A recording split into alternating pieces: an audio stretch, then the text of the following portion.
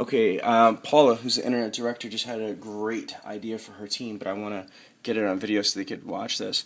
The idea is if you're trying to catch a prospect, sometimes it's difficult to actually get them on the phone. This gentleman right here, his name is Giles. He's at work. This is his work number, verified. He sent an email, though. If we look at this, where's the inbound email?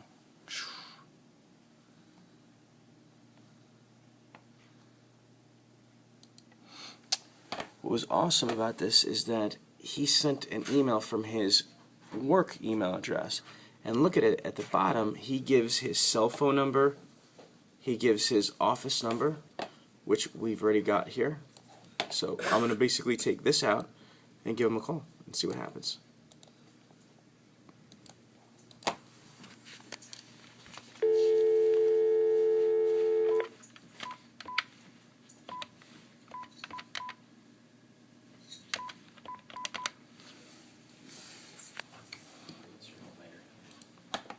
And then you should add it to your CRM so you don't forget.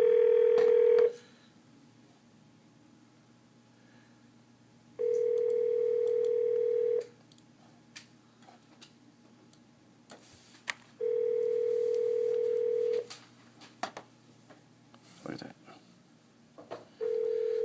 Good job. So again, don't expect these people just to give you all their contact information in the lead. So,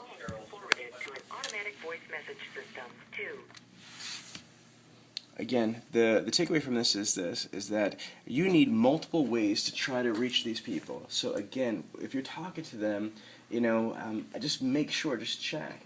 Okay, obviously if it's during the day, you get them on the phone, you ask, is this your cell phone or your work number? And they're going to tell you, is this the best number to reach you at? Take a shot. If they say yes, great. Okay, if not, then what would be a better phone number? Do you prefer, ask me, do you prefer to be to be contacted by text, or do you prefer a different phone number, or do you, use social media, etc.? If you ask these people different ways, they might turn around and give you another way. If all you've got is one way, whether it's just email, or just an evening phone, or just a cell, you are limited to just one opportunity to engage this prospect. The more points of contact, the more opportunities to contact, the more times you can possibly engage this prospect. Does that make sense to everybody? Mm-hmm. Okay, good. So, Paul, it's so funny that you just mentioned that to your team, and this guy was right there. Literally, all we had to do is cut and paste it.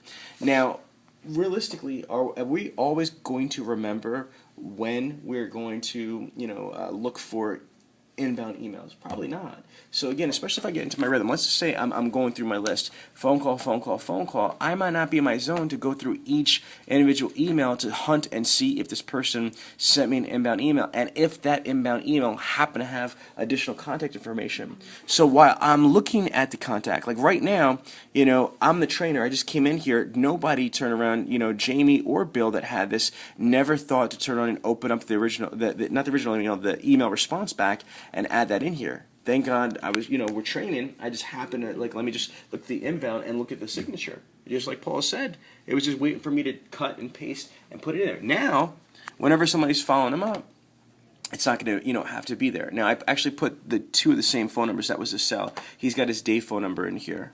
Let me go back to inbound again. Did that with Andrew Eaton. Andrew Eaton, that's what it was the other day, Monday. See, okay, so let's look at this specifically just so it's all legit. See, that says that it's his 533 is his cell, but his office number is this right here.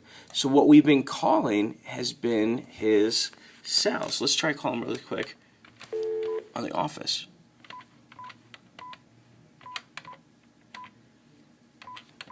Now, are we able to make multiple calls, Sean? Yeah, well, again, yeah, but I wouldn't leave multiple messages. That's why I didn't leave any messages. Okay.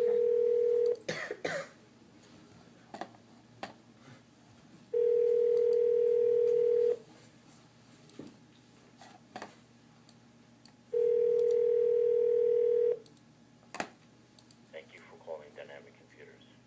You have reached a voicemail box for the Northeast region. Unfortunately, at this time, a representative is unable to receive your call.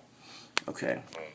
But at the very least, guys, at least we have two different phone numbers to call, and we have an email. And the other thing I just figured out right here is that the number that he had listed as his day phone was in fact his actual cell phone.